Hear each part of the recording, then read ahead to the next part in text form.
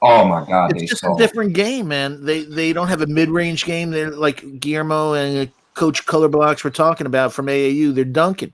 They're not learning the game. You know, I never understood about this whole small ball thing. Is they always say, "Oh, we go small. You got to guard, my perimeter players." But it's like, well, if I had a good center, you would have to come down on the other end and guard me too. Yeah. Exactly. And it's like I want to be like Patrick Ewing and having PJ Tucker guard Patrick Ewing. That would be that might have 50. Kevin, and it only worked because freaking the Warriors had KD play. Like it's not fair. Like they had like some best players, like best shooters. You know what Houston tried to do last season was like that's like bootleg. Yeah, that was like bootleg. That no. And it's not even bootleg. It's not sustainable because you need a center, regardless. Like the Warriors had Bogut and they had McGee. So regardless of the small ball unit, it's not sustainable for 48 minutes, right? You wouldn't start Draymond Green for 48 minutes at center. You're gonna kill him, man. So but the Warriors, that Hamptons 5-liner with the Warriors, like I tell people all the time, like that 2017 Warriors team is the best team I ever watched in NBA history. Like I know dudes talk about the 1996 Bulls. I wasn't old enough to watch them.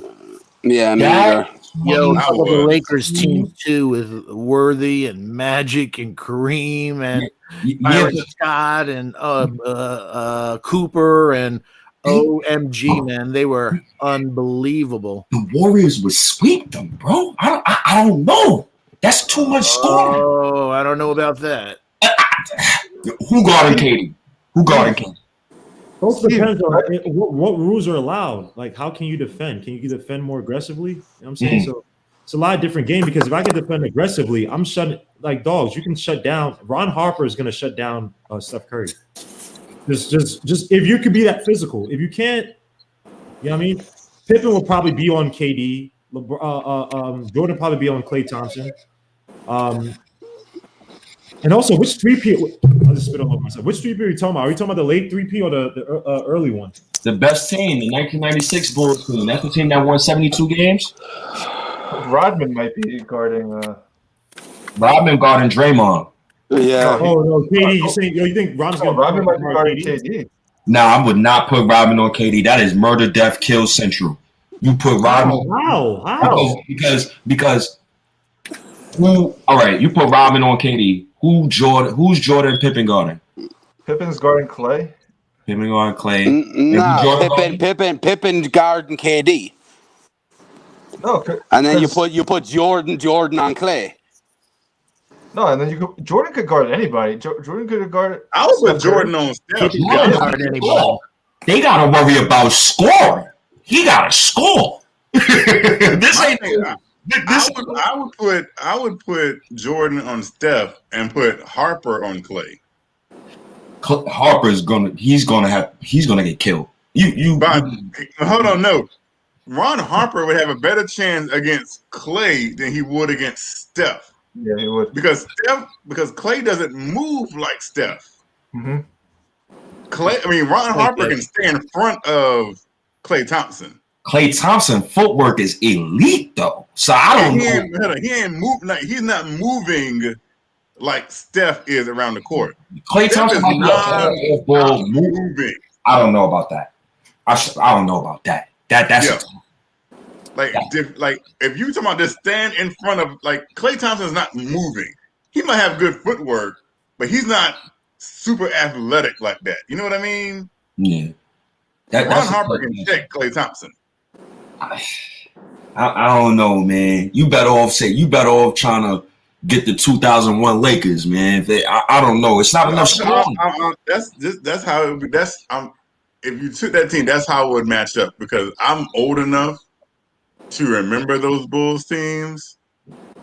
And Ron Harper was the thing about what made Harper, Jordan, and Pippen so good at is they're great defenders, but they could stay in front of their men. Mm-hmm. They weren't getting lost. Granted, they had hand checking technically back then, but you weren't about to get around them. They were all kind of solid, stocky guys, so you weren't getting around them. They might not have been the quickest. Pippen was kind of quick. I take that back. Kevin, how about this? Who in the Warriors is stopping MJ? Nobody. I mean, Clay might have the best chance. I'm putting Iggy on Jordan. You got to put Iguodala on Jordan. Word. We put Iggy on Jordan. We not even going. I'm not letting Clay guard Jordan. No, because I want Clay to be bombing from 3. So I didn't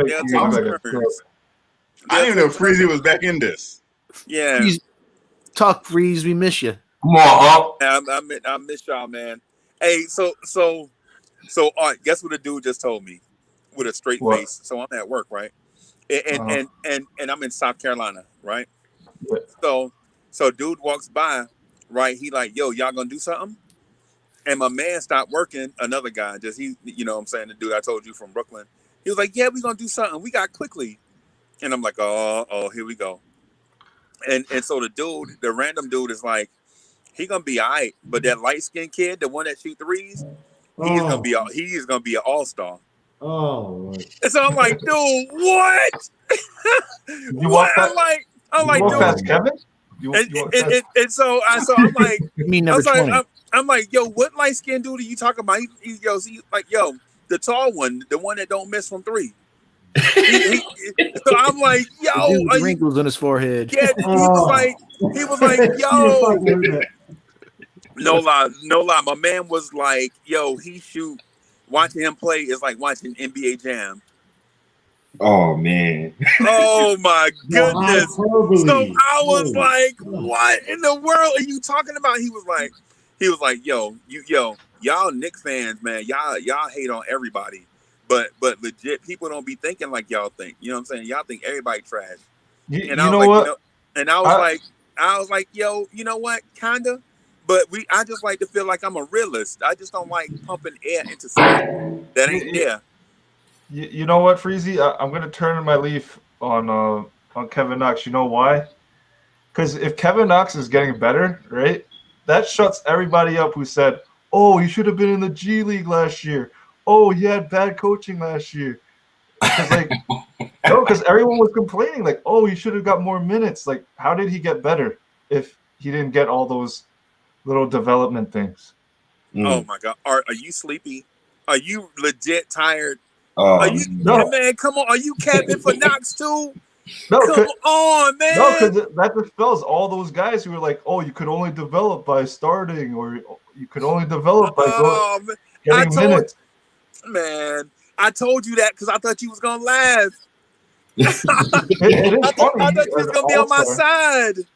Oh, man. I don't think Kevin Knox is gonna be an all-star. He's gonna be a good shooter for us.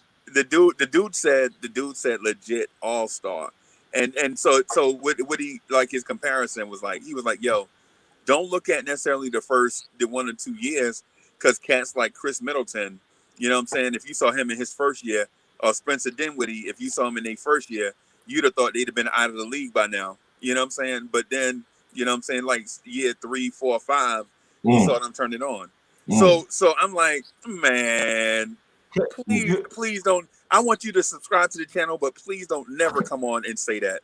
You know, Breezy, I want the Knicks to play Knox like the Wizards do with Davis Bertans. That's what I want. Oh my God!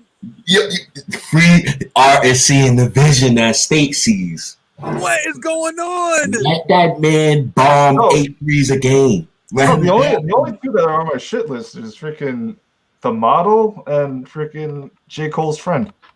Oh, the model. Oh my God. Man, come on. Oh my God. You're such a hater, bro. Oh my God. Not tonight. We're not gonna do that tonight. We're gonna let the model on. Let him get in. He's getting money, man. I'm gonna ask that we try to stay away from the cuss words and stuff for the little kids, man. You know what I'm saying? I said the F word once. Freezy, you see the chat? They're going crazy tonight, man. I can't believe they're saying crazy stuff. They're cursing. They're saying racial stuff. They're just saying a lot of. Man, I don't know what's in the water tonight. I hadn't seen it, man. Yeah. Hey, Freezy. So, did you hear us? What's your top 5 by position all time? top five. But I saw that. I saw You that. can't say Nas either. Yeah, I was gonna say Nas. Oh my God. And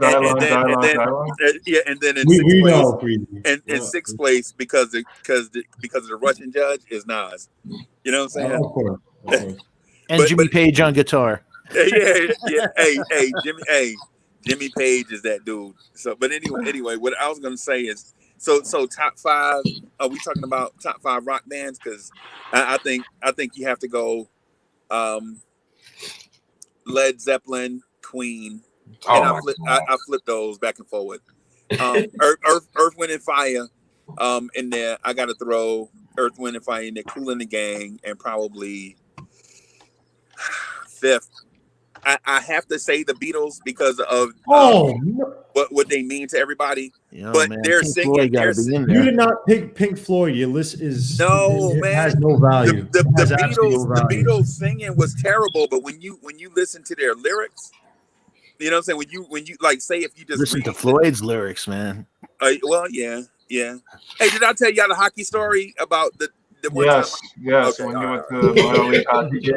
Oh no, another brick in the wall. Okay, all right. So if we're talking about, so just to put a bow on the Knox thing, the dude said the light skinned dude from the Knicks, and it was totally unwarranted. You know what I'm saying? Like he legit called Kevin Knox. He was like he couldn't remember dude's name, but he was like, yeah, that light skinned kid that be shooting those threes. So I was like, oh my God, are you Kevin's cousin? You legit? What do you do? Do you just play 2K all the time? And the dude was like, yeah, I play 2K some, man, but that dude, you know what I'm saying, is gonna be, the guy or whatever. But all time by position. Are we going by, like, what's the criteria? Are we going by stats or No, just your gut feeling from the 1 to 2, the 3 to 4 or 5. Who do you think that are the best that you ever saw? And you don't gotta go conventional. You don't gotta go conventional because I went Moses Malone and Dirk at the 5 and the 4. So, which is cool. That's you mean as a starting unit, or do you want 5 guys at the position? Like any way you want, man. It's freestyle tonight. Okay. So at point guard, man, I gotta go Magic, right? And if I have to do a top 5 point guard list, I'll do Magic, Stockton. Stockton was incredible. The offenses that we run right now, Stockton was the GOAT of that, and people don't give him credit. Thank you. You know what I'm saying? Dennis Smith Jr. legit got in there and looked like he was in the Matrix, and Stockton could run it in his sleep. Number 3. Wait. Can I stop you for real quick? Right. You used to say Steph Curry's like the GOAT, right? But you don't even have him as a top 2 point guard? Oh, I forgot about Steph Curry. Oh man. My God. This guy doesn't even know his own life. He doesn't even know his own life. Okay, so the greatest point guard of all time is Steph Curry, then Magic Johnson, and then Stockton. Stockton better than Zeke? I don't think so. I'll take Isaiah. Yeah, I'm gonna say after Stockton, it's a bunch of dudes. I'm gonna say Isaiah, but I don't want to forget cats like JoJo White and dudes like that, and Clyde Frazier. Clyde Frazier, exactly. Yeah, I was gonna say JoJo White, Clyde Frazier, and dudes like that. Nate Tiny Archibald, who led the league in scoring and assists in the same season. Yeah. You can't forget cats like Mo Cheeks, who was like the conductor. He was so good, he didn't care about stats. Like the Sixers were always in great offense. You could coach on the floor. Right. Mo Cheeks is probably the guy I wish we could probably find. Like nobody was ever out of position with Mo Cheeks. Where's Quickley on that list? And Triborough just said Jason Kidd. Yeah. Damn, I wish the Knicks had a Lamar Odom. Yeah. Oh my God. And Michael Ray Richardson. Oh yeah, they both like their Coke, man. Yeah. At the 2, I'm gonna say Do it. I gotta say Mike RJ Jordan. Barrett. Thank you. I gotta say Mike Jordan. But behind Mike is like a long list of people, and you can shimmy that list 2 through 20. You know what I'm saying? Because there are guys like you could say Jerry West. You could say you could list 4 shooting guards from the Lakers, and you legit be right. You know what I'm saying? You could say. For those who didn't see Jerry West, he was unbelievable, man, and clutch. And clutch. A lot of guys are great, but not with 3 seconds left in the game. They can't take that stress. Jerry West was unbelievable. Right. You remember? Hey. So game 6, the Knicks had the championship 1, right? And the Lakers were down 2 with like a second left. Jerry West 60-footer or whatever. What was like a 70-footer? Yeah, man. Footer that's in the game overtime. So yeah, I'm taking Iverson over West, man. Yeah, you bugging, right? West didn't have a 3-point line, right? But he still had 3-point range. If he had, exactly. The record book would be obliterated, right? But there are other 2 guards too, man. There are so many. That you know, if there's like a legit list 2 through 20, that if you flip flopped everybody, you'd still be right. Yeah. I mean, you could talk about when you're talking about scorers or defenders, like for instance, people don't put Joe Dumars on the list, but Joe Dumars was like an elite defender and scorer. I mean, man, I don't know. RJ Barrett. Yeah, RJ Barrett. RJ Barrett probably is somewhere in between 7 and 10. Klay Thompson over Joe Dumars. You're crazy. Klay is one of the greatest shooters I've ever seen, man. I mean, the greatest pure shooters I've ever seen. Klay Thompson, as a championship number 2, could win a championship with any superstar. I don't think he ever shot less than 40% in his career from 3. That's how consistent of a guy. Matter of fact, Klay could make an argument that he's the best second option of all time. What? Wait a minute. No. Like, think about the championship. Guillermo, you're muted. The championship teams, right? That Klay could make an argument that he's the greatest second option. Let me ask you a question, and this will negate that. Who was whichever one you pick would still be better than Klay? Who was number 2, Shaq or Kobe? Exactly. Which one you pick is going to be better than Klay. Klay could win a championship with Shaq, though. Huh? Klay could win a championship with Shaq, though. Who could win a championship with a number 2 Kobe? Give Patrick Ewing Kobe Bryant, and I guarantee give Patrick Ewing Kobe Bryant. Kobe could win with Curry. Listen, Klay with Hakeem, championship. Klay with Dr. J, championship. Klay with Magic, championship. Klay with anybody is a championship. Klay with Allen Iverson is a championship. Klay with anyone. Klay with LeBron is a championship. Like I said. Hey, State. Let me ask you this: would you take Klay Thompson over Tracy McGrady? Ooh. I'm just asking because you said Klay with anybody, right? I mean, Tracy McGrady was legit, bro.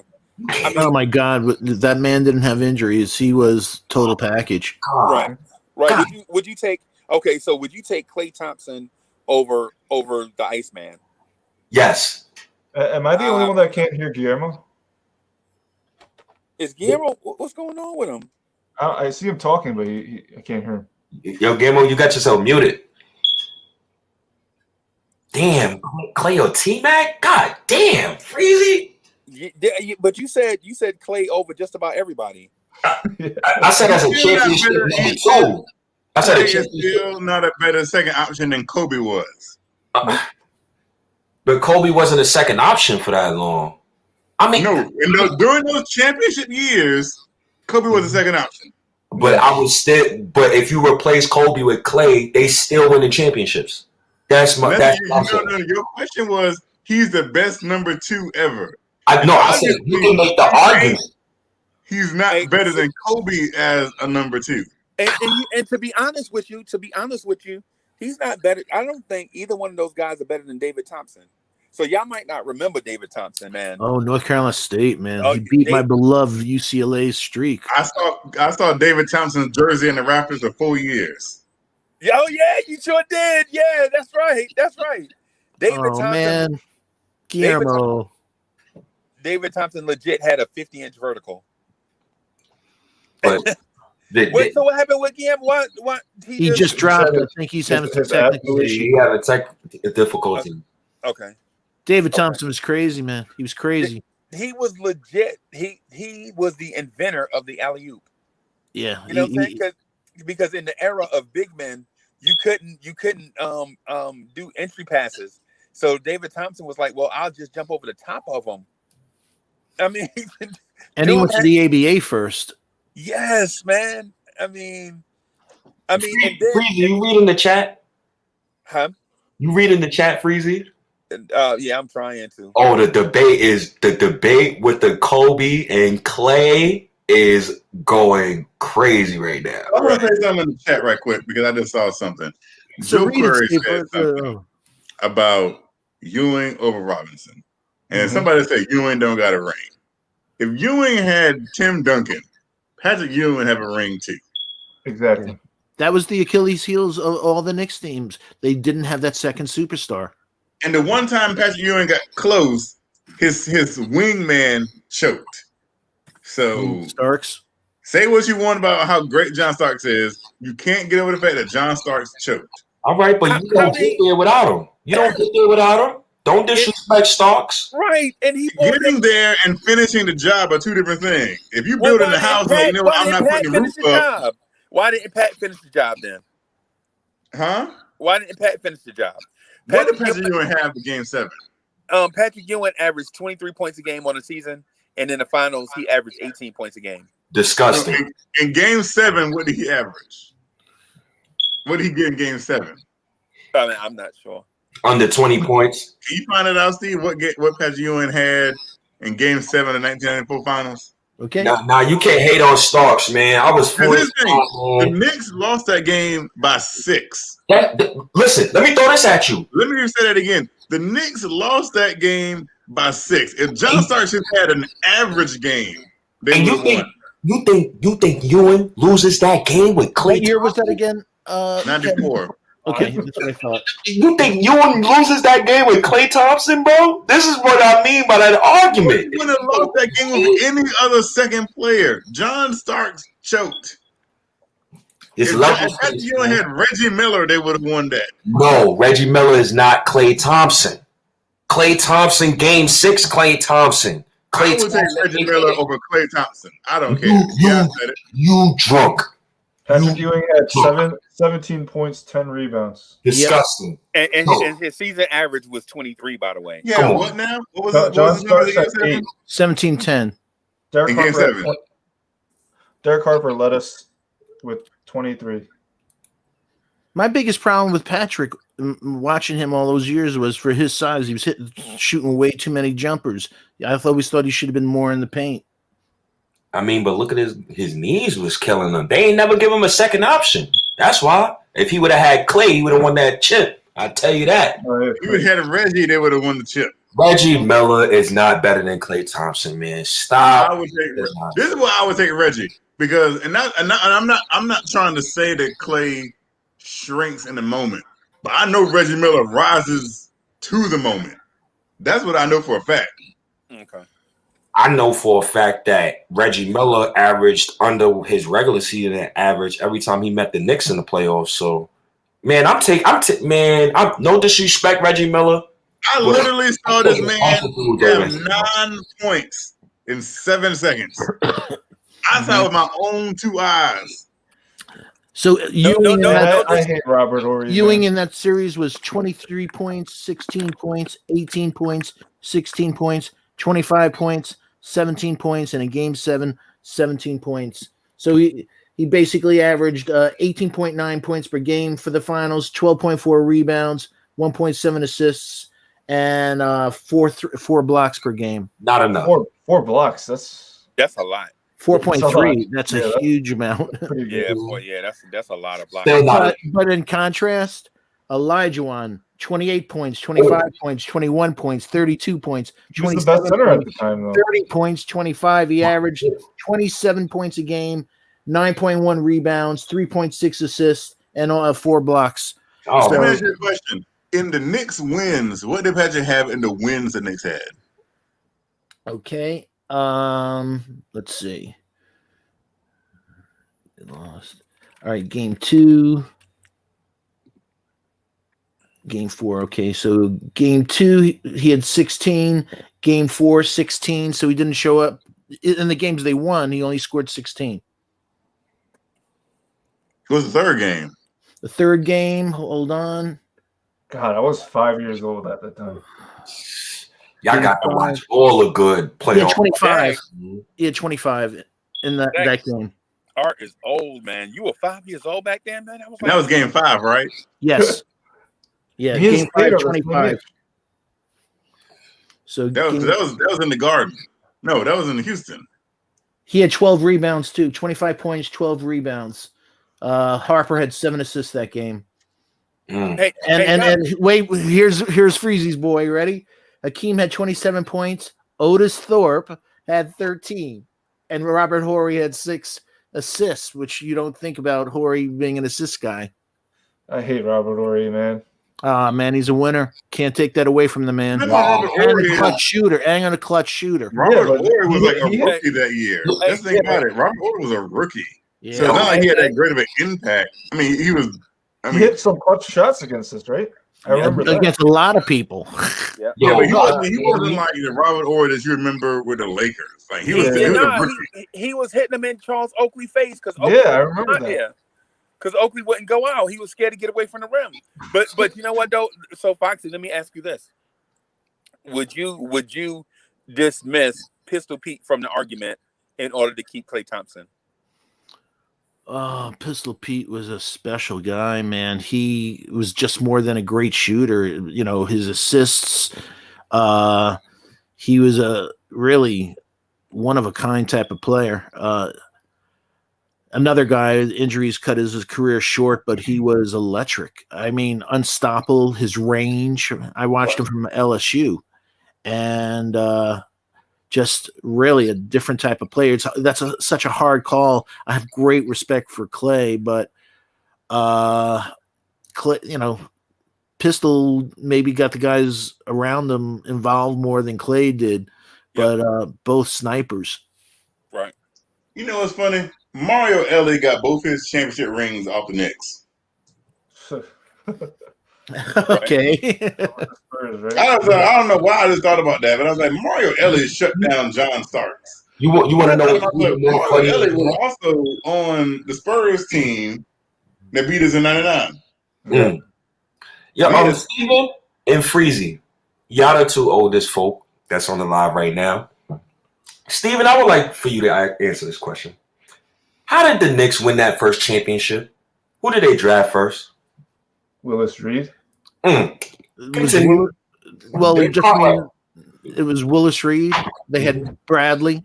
Mm-hmm. They brought over DeBusschere from Detroit. Yep. They had Walt. They brought over. They had Dick Barrett at that time. Yeah. And then I think the second time they had Earl the Pearl. They got from Washington. So how many of those more bullets to be proper? So how many of those dudes was homegrown from those two championship teams? Almost different time though. Almost all of them is homegrown. Okay. It's a different time though. I mean. Yeah, but very similar to what you said earlier about free agents. They brought in Jerry Lucas from Cincinnati. You know, they brought in DeBusschere, who's also pitched. A lot of people don't realize he was a professional pitcher for the White Sox. They brought in Pearl. So they had a good foundation, and then they brought in players. Yep. Don't forget about Windmill Phil. Phil, exactly. Phil was a great role player, man. They had Mike Reardon before he went over to Baltimore. You had all these guys, man. Windmill Phil used to come in and hack up your star center. like Phil Jackson would legit waste, like legit. He was Lambeer before Lambeer. He would get the guys aggravated. He's the type of guy that you ever play with. Is like every time I play with this dude, my eyebrows bleeding, my jaw, my nose is bleeding. His elbow, he was all bones. It was all elbows. The guy was a menace. Yep. So basically, the first two the Knicks championships was acquired because the Knicks drafted.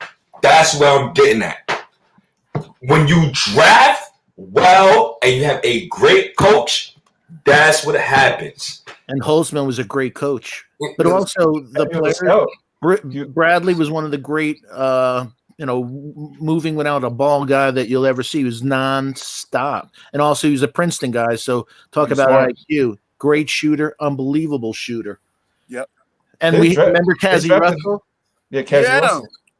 I remember reading the book. Yeah. Hey, didn't we get Cassie Russell from the Lakers? Did we get Cassie Russell from the Lakers? I forget that. I remember he was a Michigan boy, but let me see. I can't. I'm just going off the top of my head, man. I'm sorry. I'm not at the computer, so. But if I'm not mistaken, the Knicks made it to the finals 3 years in a row. Yeah, but they lost one. They played. Who did they play in '72? No, I think they lost to the Bucks. It was either the Bucks or the Lakers. It was one of those two. I know they lost. I think they lost to one of those two. But what I'm getting at overall is, man, the Knicks got to be smart drafting, because you notice in history, it seemed like all teams always win championships by their own formula. And I think the Knicks need to go back to that old school 70s draft well. They have to draft well and make you don't need to get the big free agents, right? I know I crap on Randall, but maybe he's the start. You get what I'm saying? Like you don't need to get the big fish in order to get a championship. Yeah. Hey, Freezy, I forgot about this, but Cassie Russell was the #1 draft pick of the whole draft by the Knicks. Okay. And then he was traded for Jerry Lucas. Mm-hmm. Okay. Yeah. Okay. Man.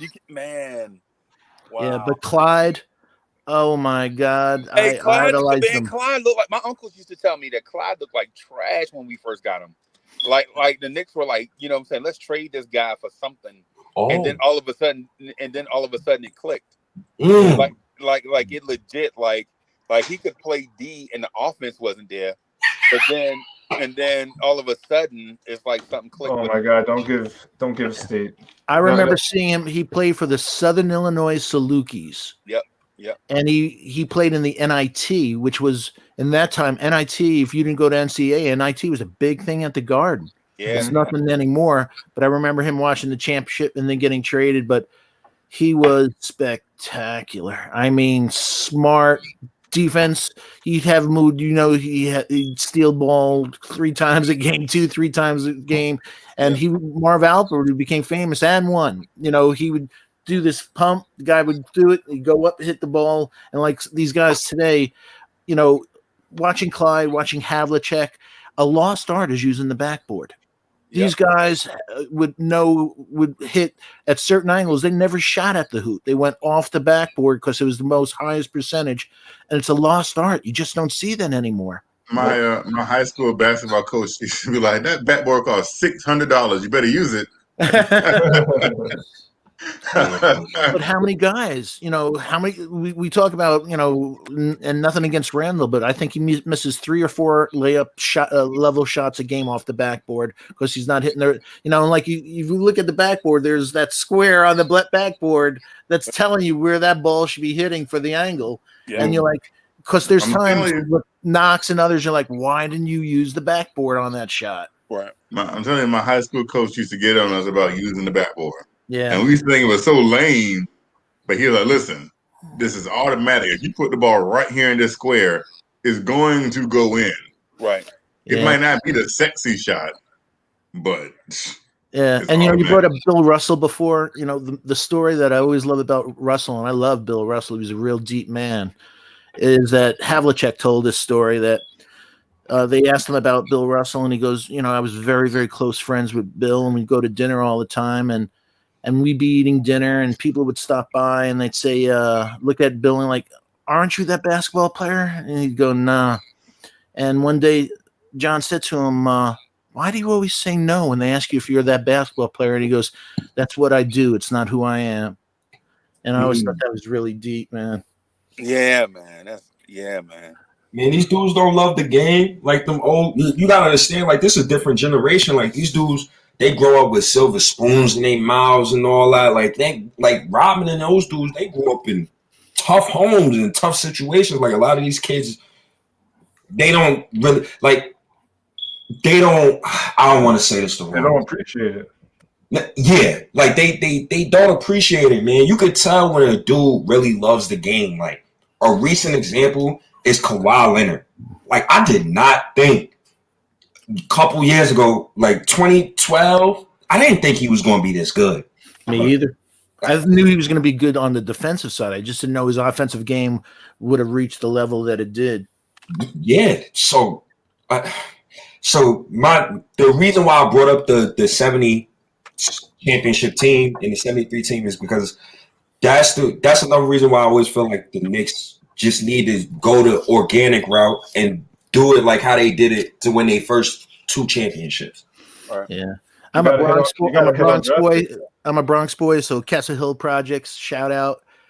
Man, everybody had their Clydes and we're proud, man. Right. Oh my goodness. I had like 2 pair of the black suede, red, silver. Yeah. yeah. Everybody had them, man. You didn't want to mess up your kicks, and it was like, yo, damn, yo. Yeah. Oh man, it's been a long 20 years, man. I'm surprised a lot of people are still Knicks fans, man. After that whole 2000 to 2010, man, that was some of the tough years. Like, I don't know if y'all been through like tougher years than that, but man, you know what else was bad? It was gangster shit. Excuse my French. A guy could have an unbelievable season, and an hour back, or I'll give you $100 raise from last year, and there was nothing the players could do. And so I'm glad free agency and all the things that evolves with the players can get the money that they deserve. And I always, when people say, how do they get that money? I'm like, hey, old school, an owner wouldn't give you the money if they weren't making money. Right. So all those guys that get the money, they earned it. And also, that so many of these guys, you see these elite guys, and then you see them later in the years, and you're like, oh my God, you don't realize, a lot of people don't realize the abuse that these guys put on their bodies, their toes, their fingers. Those early guys, I felt terrible for them that they were in a situation that, Oscar Robertson, all these guys. Oscar Robinson was, I saw him at the end of his career, and he was still dominating when he was on the Bucks when at that time Lou Alcindor came out. And I remember Lou Alcindor from Power Memorial here in New York, and then went to UCLA, and then became Kareem. So oh man. So did you hear the story about Kareem when he said he was tired of Milwaukee and he wanted to go to either New York or LA and preferred New York?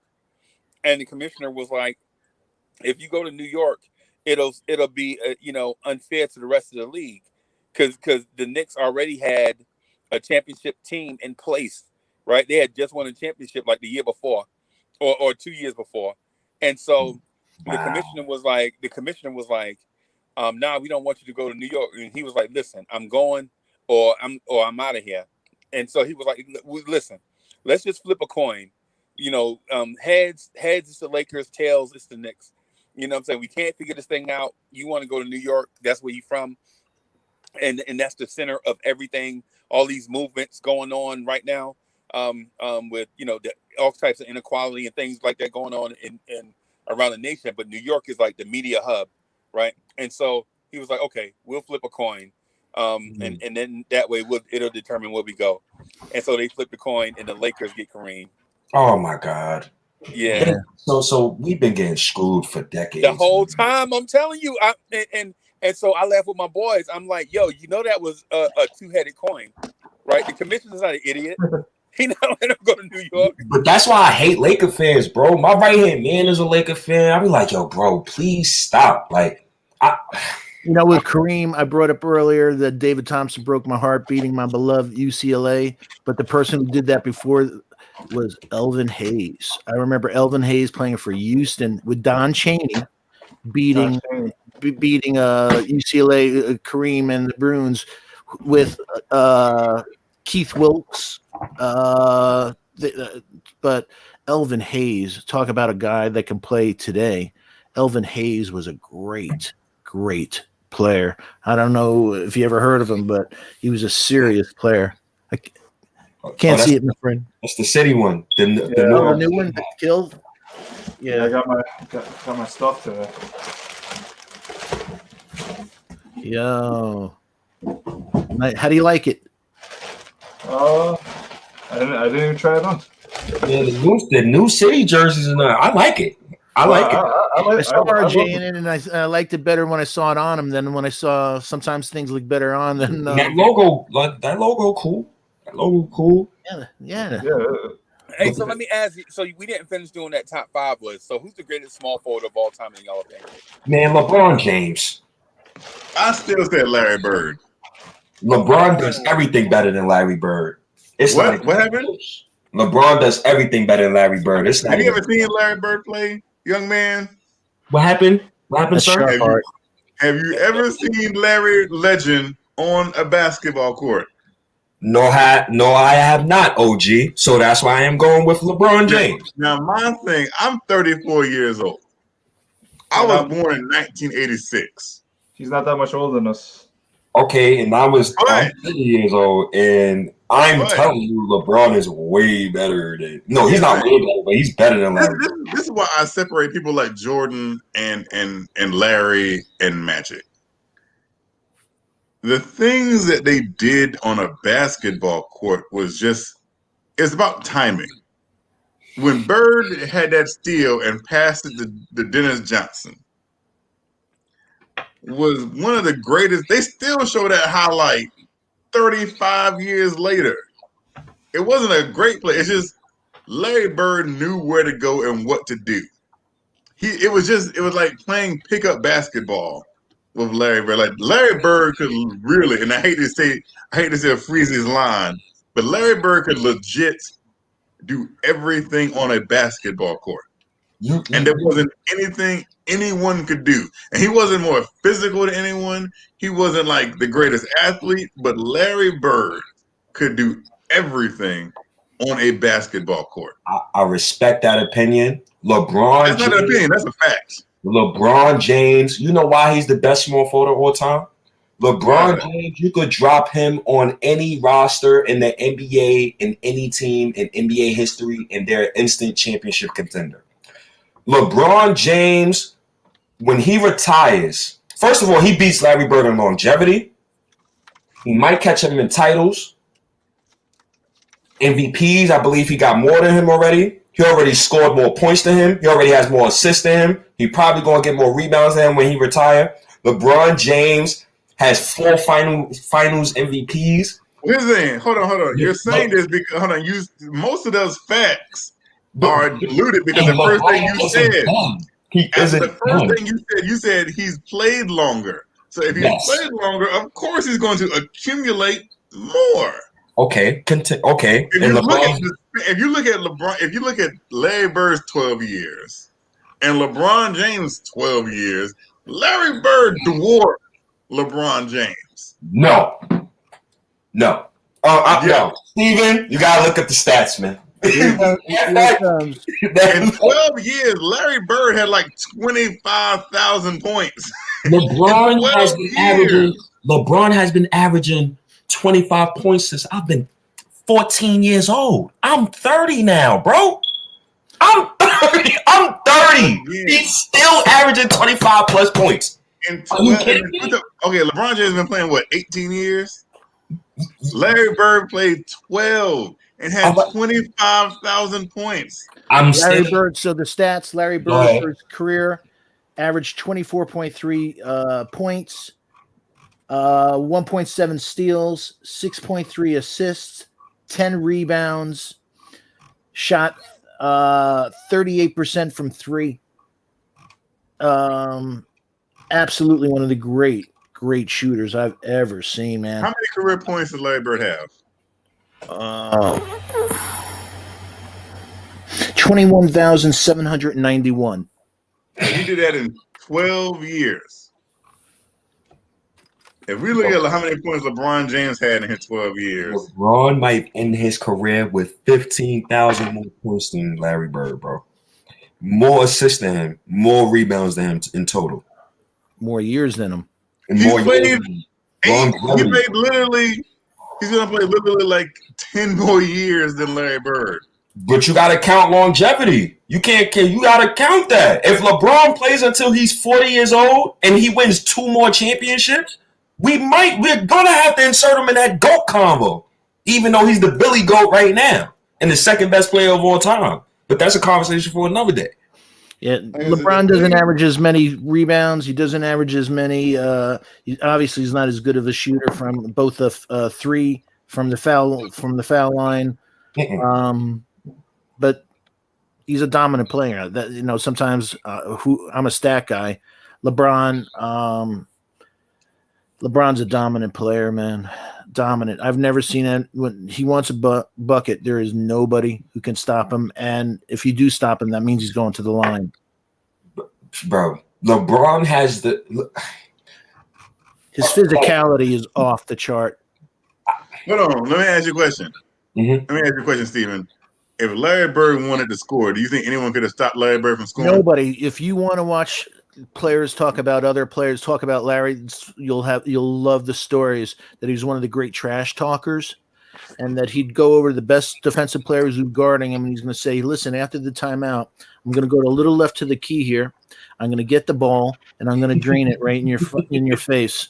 And he did it every time, man. And they're like, and the guy's like saying, "Yo, where did this country boy from Indiana? I can't believe he's treating me this way." And he'd do it time after time after time, and there was nothing they could do. Well, God bless y'all, because y'all had Larry Bird. So now we got Luka Doncic, his reincarnation. So no.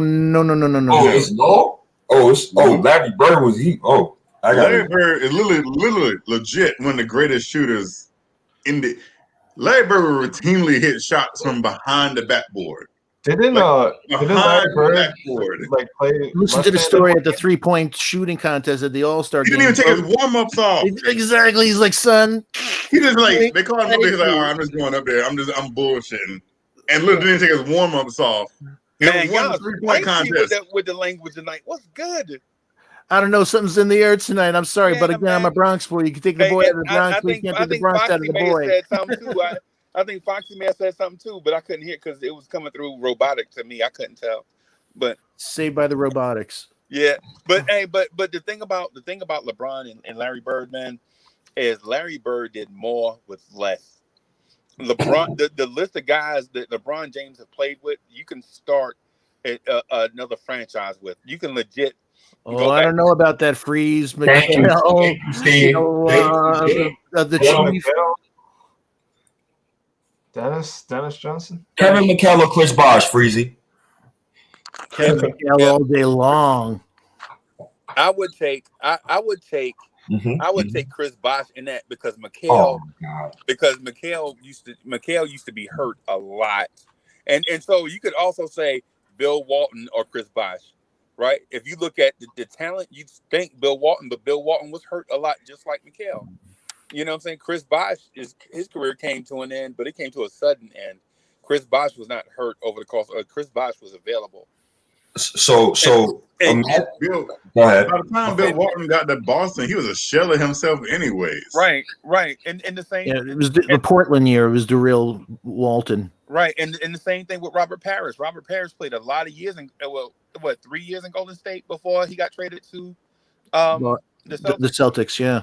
Yeah, Dennis Johnson played. Dennis Johnson played 5 years with Seattle before he got traded to Boston. Yeah, you know what I'm saying?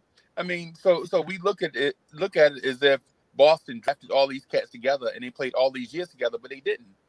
You know what I'm saying? Jim Paxson legit was an all-star. Jim Paxson is the reason why Michael Jordan is in Chicago, because Jim Paxson made the all-star team in Portland, and the year before that, they drafted Clyde Drexler, who was tearing it up in practice. They had a second-year player in Clyde Drexler that was balling, that was going to take Jim Paxson's spot, and Jim Paxson was an all-star. And that's why they didn't take Jordan in the draft. That's the reason why they didn't take Jordan in the draft. Big Sam Bowie. Yeah. And Jim. That's a new one. He's a 6'4" Sam Bowie. A 6'4" Sam. Yo, the chat is killing you, Freezy. What? Hey, that Kevin McHale, that Chris Bosh over Kevin McHale comment is not flying with these. Hey, you know why they killing me? Because they look at Chris Bosh's stats in Miami. They don't realize that Chris Bosh used to murk LeBron and Melo when he was in Toronto. The reason why LeBron even wanted Chris Bosh, yes, he did. The reason why why would LeBron want Chris Bosh if he was trash? Look, LeBron wanted Stoudemire first. No, that's man. true. No, that's true. That's true. That is very true. LeBron wanted Stoudemire in Cleveland, and Stoudemire didn't want to go to Cleveland. No, now that part is true. The thing in Miami was Dwayne Wade and LeBron had been recruiting Chris Bosh since the Olympics. Like, come on, man, you need to come here and sign first. If you sign first, I can sign last. That's what Dwayne Wade was telling Chris Bosh. Like, they can legit go over the salary cap to re-sign me, but we need for you to sign first. That was the whole recruitment thing the whole time. The thing with Amari is, well, I ain't gonna get into that, but Chris Bosh legit is in the conversation with Kevin McHale. No. Yes. Yep. McHale's at yep. another. So who's the best? So who's the better shooter? McHale. Well, McHale, you couldn't stop McHale.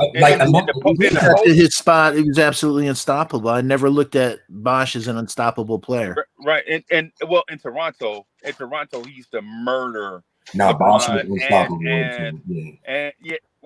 Well, I mean, we can look at it in a lot of different ways, man. But the thing is Chris Bosh is not a slouch. But he was a third option on a championship team. Right. Well, and so he was a third option on a team that had two of the greatest players to ever do it. No doubt. You know what I'm saying? So that's a heck of a third option. You know what I'm saying? If it was just a random championship team, like Chris Bosh on that Toronto team that just won a championship, might have been like the second option. But you know what I'm saying? Come on, Freezy. You can't, Freezy. LeBron, replace Larry with LeBron. Nobody wins championships besides that Celtics team. And then you got then the Celtics. Didn't they have a chance to draft Len Bias? Sleep in peace to Len Bias. They did draft him. They did draft him. May he rest in peace, man. Y'all got no stories on him, man. When I was doing like research and all that, like they always tell me like Len Bias was like he was the greatest. Like he was. Bird was going to retire because of him, and he played a couple of extra years because of that tragedy. But Michael Jordan against him at Maryland, legendary stuff. Dude, I'm telling you, Michael Jordan turned the corner and was going to Yam, and Len Bias picked his pocket. Dog, think about this. Michael Jordan turns the corner, gets in full speed, right? Gets ready to take off. Len Bias picks his pocket. And so that sounds like something small. But dog, have you ever seen a dude match up with Jordan athletically? And Jordan at 6'8". Yeah, and Len Bias had LeBron's body. Len Bias. He had LeBron's body. Right. This dude. No lie. I saw a game where he was down. They were down like 21 to I think it was Virginia, and Olden Polynice when they were going into the half. Olden Polynice said, "What I told you y'all wasn't gonna do nothing." My man comes back out and finishes the game with 43 points. Oh my god! In a regulation game. But to what Kevin was saying though about Larry Bird, man, Larry Bird was like the dude that you legit did not want to mess with. Like if the Knicks were playing Larry Bird, everybody would be like, don't say nothing to him. Let him talk his trash and let him get his 23, and then hopefully we can get out of here with a W. But if you fouled them hard, or if one of your got him mad, you gonna pay a price. Yeah, or if one of your dumb rookies like slipped up and said something to Larry Bird, he would legit go off for like 17 and a quarter on you. So Jordan. So what you saying is Jordan wouldn't have no championships then? If the Celtics would have had the chance to bring Len Bias on with that roster that they had.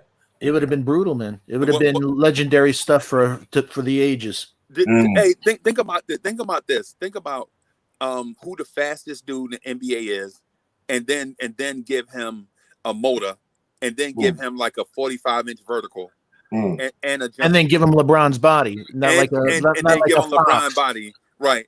And then give him LeBron body. Right? Yo, I was watching clips. He played like Tracy McGrady, but like an old school Tracy McGrady. Like he shoot the jumper off the dribble. That's why I asked about Len Bias, because the thought of him just came to my mind while I was talking tragedy. about it. Broke my heart. I'll never forget that morning. Matter of fact, when I heard it was like, no, because I love, when you brought up Virginia, Ralph Sampson, all these names come flying into my head from the Virginia Cavaliers and stuff like that. They were and so the comp to me, the comp for Kristaps Porzingis is Ralph Sampson. So that was my comp. The only difference is that Ralph Sampson was probably faster in the open court. You know what I'm saying? Ralph Sampson actually could run like a gazelle in the open court. Yeah. But as far as the other stuff, Twin Towers, man, and Ralph Sampson probably was a better rebounder. No doubt. Than Porzingis, because Porzingis is soft. But, I was about to say Ralph had a mean streak in him. Yeah, man. So the Larry Bird thing, man, I'm gonna tell you this. It's not as much of a walk away as what you think with LeBron and Larry Bird, because Larry Bird would get into like a place mentally, and you legit, no matter what your defense did, you legit couldn't stop him, and he did it with less. Like LeBron may be the greatest athlete to ever play the small forward position in the NBA, right? Possibly. I mean, there may be other guys that are maybe more athletic, but they're not as accomplished as LeBron, right? Larry Bird is half the athlete of the worst athlete you ever saw. You know what I'm saying? You look at the worst athlete you ever saw, and Larry Bird is half the athletic. So ask Magic about Larry. Right. That's what I'm saying. Michigan State against Indiana State for the finals, man. I saw Dominique Wilkins, who probably may be the most athletic dude to ever play the small forward position, Human highlight film, or at least in the conversation, right? Larry Bird would be guarded by Dominique Wilkins, and Dominique Wilkins would need help all night staying with Larry Bird all night, right? And it's not about, and it wasn't about Larry Bird being more athletic or getting a whole bunch of screens from guys. Larry just looked at your body movement and just counted that and got open. Isaiah Thomas said they put Dennis Rodman on Larry Bird, right? And so Isaiah was like, look, no matter what you do, don't let him get this shot off, right? And so Larry Bird goes to Isaiah and was like, that's who y'all gonna put on me? Some kid didn't look at him. Look, that's the dude right there y'all gonna put on me?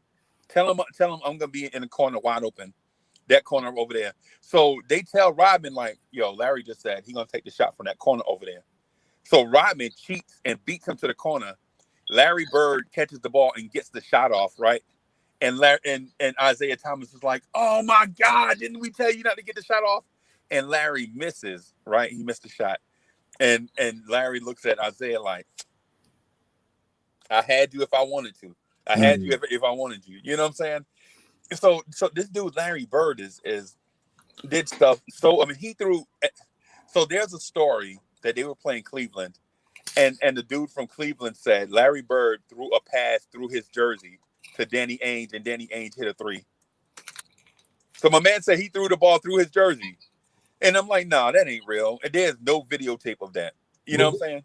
Them dudes, man, they skilled, man. Them dudes are skilled, Freezy. Like that's the only reason why I be jealous of old school basketball, because y'all didn't had so many dudes who really actually cared about the game. Like I be feeling like some of these dudes just like putting up numbers, and they just don't care. Like they don't care about winning championships. Like I'm a James Harden. Like I'm gonna average 30 points 3 years straight, but the last 5 years I've been to the playoffs. I wet the bed every time. Like.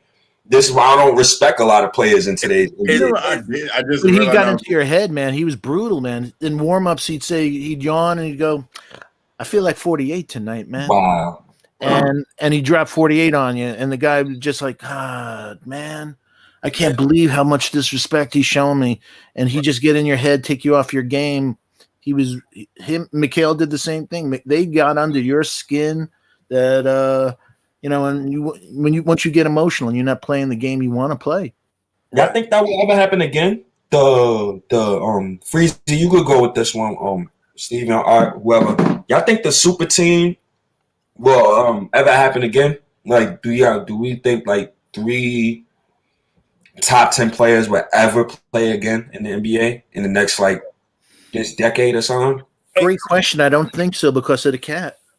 Right, yeah. and so the league's the league's front office hates dynasties. They love parity, right? But number 9, number 20, and number 1. Huh? I say number 9, number 20, and number 1. Who is number 9, number 20? What are we talking about? Oh my God. RJ, I forgot that. I think it starts with a K. And you said there can be 3 of the top 10 players playing on one team. I said, number 9, number 20, and number 1. Right. Damn. Okay. Hey, so Kev, what do you think about this dude? This dude walking into our conversation saying Knox is going to be an all-star. You think the potential unsolicited? Here's the thing. Yeah, it was just. And I've said this so many times about us Knicks fans. We've gotten to the point where we've lost for so long that all we see is losing. No matter what is directly in front of us could be something that's blossoming in front of our eyes, and we're just like, we'll find a way to just bring it down because it's like we don't want to be disappointed because we've gotten used to losing. And so we'll see number 20 go 6 for 7, and like, oh, I want to say it more consistent because this is what he did. And they'll say Obi was like, oh, well, he hasn't done anything. He's been real inconsistent. He only, has 7 points and 6 rebounds. I'm going to see more. And they see Mitchell Robinson, getting double-doubles and no fouls. I'm like, it was only against this person, and I want to see it, da-da-da-da-da. And we're giving ourselves a reason to be pessimistic because we've lost for so long. And it's just our mindset. But from someone from the outside looking at, like, man, number 20 is nice. He's looking nice. Like, wow, y'all got a player. But we don't want to see it. We don't want to believe it because as soon as he has a bad game, it's like, oh, there it is. We're ready to kill him. As soon as, they're so ready to compare Obi to Michael Beasley already because he hasn't did that great in preseason, they want to kill him. And it's like, oh, RJ, he hasn't done da-da-da-da-da. He hasn't put it together and he's not going to be a number 1. It's like, but if they Knicks fans, we've just gotten so used to losing that we just don't want to be let down if we decide to embrace and lift up these kids. We're just like, oh, they're just going to let us down. I think there's a lot of validity to it. It's almost like an abuse. Something, every year you watch him and you have hope and then your heart's broken. And when your heart's broken year after year after year, that negativity has to set in. So that's why, as a stats guy, God, man, statistically, we're due for some luck. We are overdue for some luck, and God willing, with RJ and and the rest of the Kev, and I'll say Kev because I believe in Kev too, and and Mitch and the rest. That someday, I do think that we're a draft away from having a foundation for the future. Mm-hmm. Yeah. Hey, so can y'all hear me? Yes, sir. Yes, sir. So I think the dude that said that about Kevin Knox is probably one of those dudes that plays 2K a lot. you know what I'm saying? Like one of the Freezy just missed my whole spiel just now. Freezy just come on here with the hate juice, man. No. Throwing it out everywhere, man. No, he did. No, I'm saying it's not hate because people that play 2K legit get to see the skill set of dudes of NBA players. You know what I'm saying? As opposed to people that just watch it on TV or whatever. Yeah. But yeah, Hey, Breezy, can you see the chat? yeah. Can you do me a favor? Can you do a shout out? Everyone looks forward to it, man. Hey, And hey, especially to thank them for hitting this 1,000 milestone and blowing past it. hey man, hey, so I gotta run back on the inside. Okay, I'm no gonna worries. shout out everybody in the morning. I'm gonna just say, man, thanks to everybody that's on the panel and everything, and I'll let you just have it from here so I can get back on the inside. Yeah, we're shutting it down now. We hit that 3 number, so my voice is gone at 3 hours and 25 minutes and 50 seconds. So I got some moon rocks in my future tonight. So fellas, I enjoy it, State, man. I enjoy you, man. Come on more often, please. And Art, Kevin, and hey, tomorrow's game, day 1 of the NBA of the 2020-2021 NBA season. Yeah, we made it. We finally made it, guys. Yo, everybody, we all waited. We've been having bad arguments for the past 10 months. It finally ends tomorrow. Well, later on today. No more capping. No more giving excuses. No more this player didn't do this because he didn't get this opportunity. Ain't none of those excuses flying by this season. I don't want to hear about Frank Ntilikina with the baby wheels. I don't care about DSJ with the baby wheels. I don't care about Mitchell Robinson with the 74% from the field. I don't care about what Kevin Knox did last season. I don't give a damn about what any of them did last season. Right? Everybody got a clean slate. We got a clean slate. We got a new management. Everybody should be happy. And let's see how this goes, man. We're undefeated right now. We're undefeated right now. Yep. That's what Tib said. Tib said we're 0-0. Don't let us lose the first game. Oh, it's going to be fireworks. We better win that game. I'm not because if Nostradamus, number 20 is going to have 22. Hey, you know what a Christmas present for you, Kevin, would be? And I'd love this because the game is tied. Quick drives, kicks it out, Knox drains it, and the Knicks win. Because I'd be so happy for you, and I'd be so happy for the Knicks. You've earned that, man. On December that loyalty, 23rd, I'm all about loyalty as a Bronx boy. You've earned that. On December 23rd, if we come on at 11:45 and number 20 hit a game-winning shot, the hell with number 20. Let's just pray to God that Emmanuel Quickley starts. Hey, let's all make a deal. If that happens, I got some blue label here. All of us and we do a shot together. I got my Yamazaki. I got you. I'm gonna give me another gallon of Henny. I'm gonna get a gallon of Henny. And I'm gonna get extra drunk. Get extra drunk. I don't want to show my blunt. I'll get in trouble.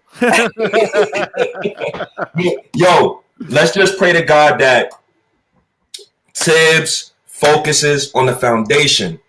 I hope the guy Emmanuel Quickley starts. I'm out of here. I love everybody. Steven, Art, Kev. You guys are wonderful. Thanks for hanging, man. Had a lot of fun. Freezy. December 23rd. Everybody subscribe to the channel. I'm about to share the channel on Twitter right now and my Facebook. Love you guys. I'm out of here. Peace. Yeah, and watch Breezy tomorrow morning, 8:45, Knicks 20 drive. You want to smile? Yo, later, buddy. And unblock me, you goddamn fool. You always blocking me. You always getting me. You always on timeout. I have to put you on timeout. All right, Steven. God bless. Nah, it's all